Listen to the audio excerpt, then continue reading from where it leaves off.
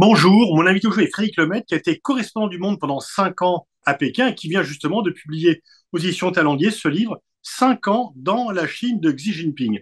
Bonjour Frédéric Lemaitre.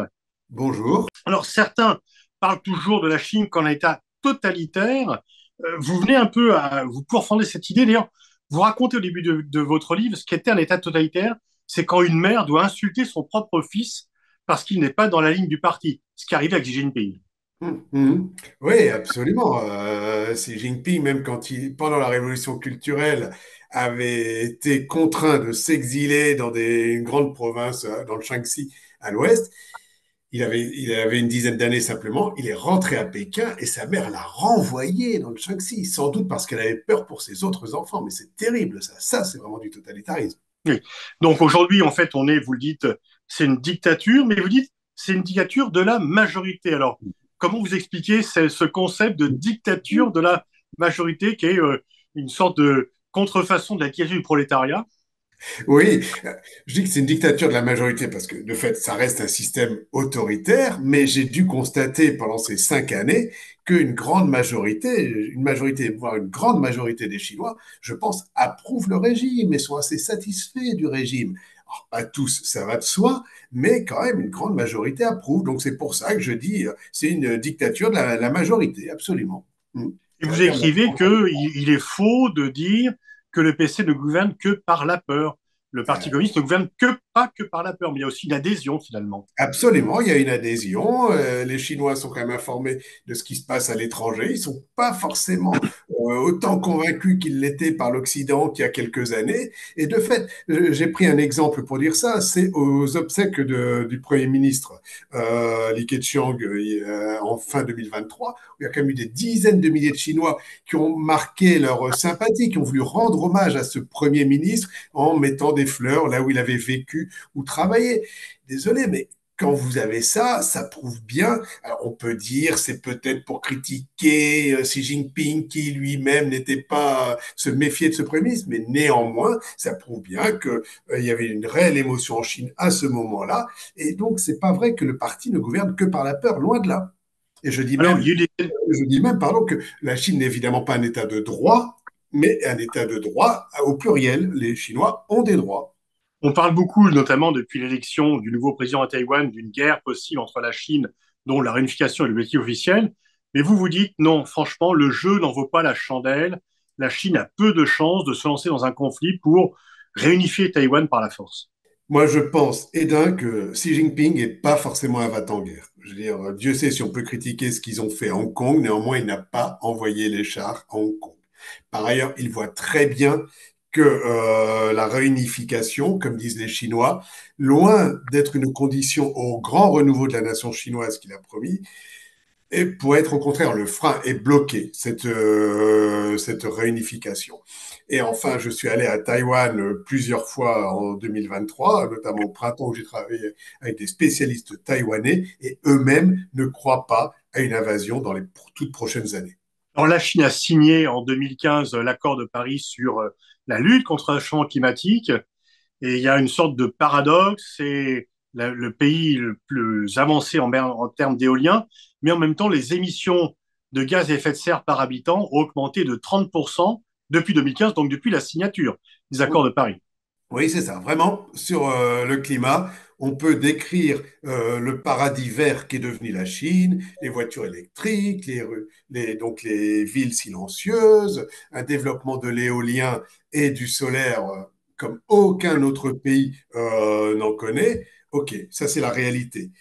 Et d'un autre côté, l'autre partie de la réalité, c'est qu'ils n'ont jamais utilisé autant de charbon et qu'ils continuent d'ouvrir de nouvelles centrales au charbon et qu'il y a une consommation record de charbon. Donc on a à la fois ce paradis vert, mais on voit bien que les énergies nouvelles ne se substituent pas aux énergies fossiles, mais viennent s'ajouter à celles-ci. Le crédit social, c'est quelque chose dont on parle beaucoup, mais vous dites non, il y a beaucoup de fausses idées sur le crédit social.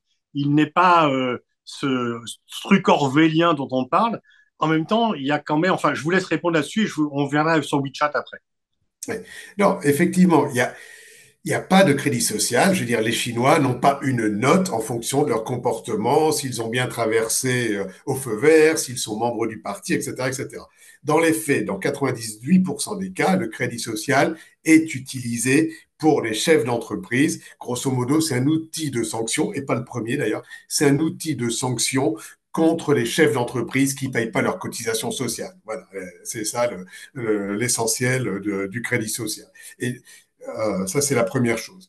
Deuxièmement, il n'y a pas de Big Brother parce que les administrations chinoises et toutes les villes, les arrondissements, les districts ont chacun leur bureaucratie. Et on l'a vu justement pendant le Covid, où sortir d'une ville pour entrer dans une autre nécessitait généralement de faire deux tests. Un test à la sortie, par exemple pour aller à l'aéroport ou à la gare, et un test à la ville d'arrivée, parce que la ville d'arrivée ne faisait absolument pas confiance à la ville de départ. Donc on voit bien, il n'y a pas de système Big Brother.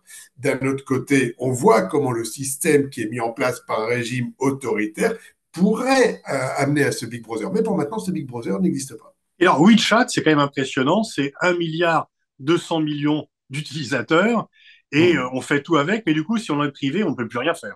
Alors voilà, c'est là où je dis que tous les outils sont prêts éventuellement pour transformer le système actuel en un Big Brother, notamment c'est WeChat, ou avec WeChat, enfin c'est tout un écosystème WeChat. Alors c'est notamment le paiement, mais vous communiquez, vous payez, enfin vous faites tout avec WeChat.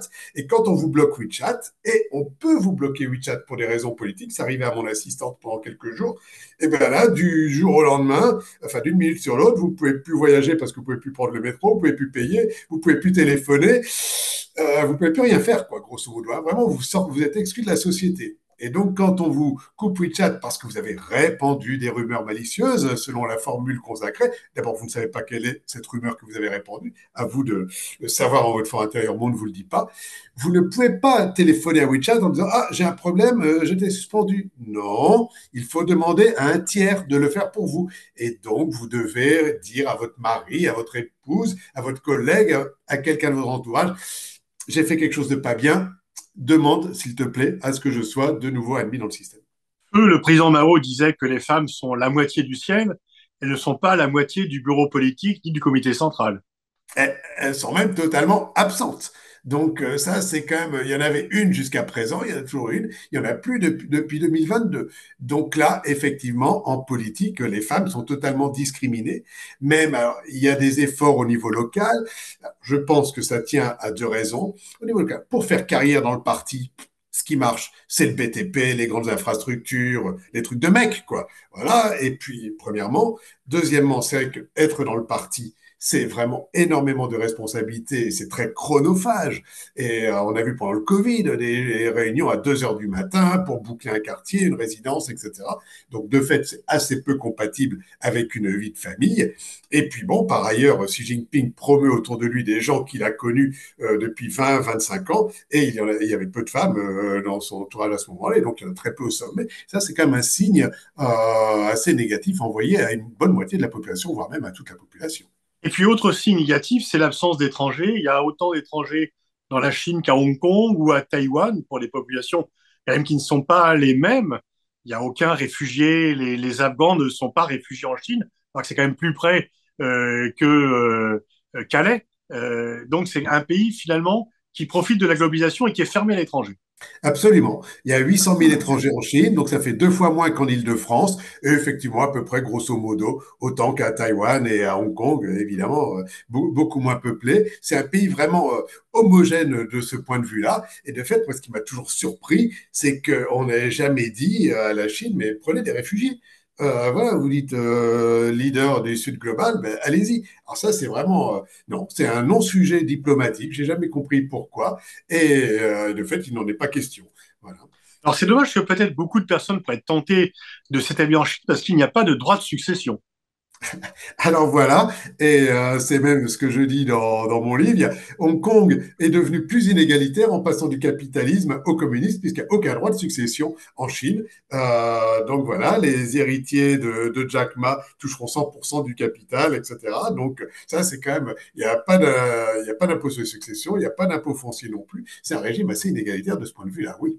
Et puis pour terminer sur enfin une note à la fois d'humour et votre livre n'en manque pas, mais qui est réelle, c'est qu'en novembre 2023, Xi Jinping est parti à San Francisco. Il y a deux choses qui ont impressionné les Chinois, c'est qu'on débarrasse les tentes des homeless et que Biden soit impressionné par la voiture blindée du président Xi. Voilà, c'est ça. De fait, donc il y a eu cette rencontre en marge du sommet de la PEC, et effectivement, ces deux choses. Je pense que les Chinois qui n'ont pas voyagé à l'étranger étaient quand même surpris par le nombre de homeless dans les rues de San Francisco, et les autorités américaines ont effectivement mis les homeless en dehors du centre-ville. Et par ailleurs, à un moment, Biden a raccompagné Xi à sa voiture, une drapeau rouge, derrière un modèle très particulier, évidemment blindé, tout ce que vous voulez. Et apparemment, Biden est ouais, pas mal. Enfin, il a montré son admiration. Et effectivement, on le voit bien en Europe que les voitures électriques chinoises commencent à retenir l'attention. Et ça a même retenu l'attention du président des États-Unis. Et les Chinois n'ont pas manqué de le relever. Merci Frédéric Lemaitre. Je renvoie vraiment à la lecture de votre livre qui est passionnant, qui se lit très rapidement et qui raconte votre expérience. C'est du concret, c'est pas idéologique, c'est du concret, c'est ce que vous avez observé au cours de vos 5 années, 5 ans dans la Chine de Xi Jinping qui vient de paraître, audition Talendier. Merci.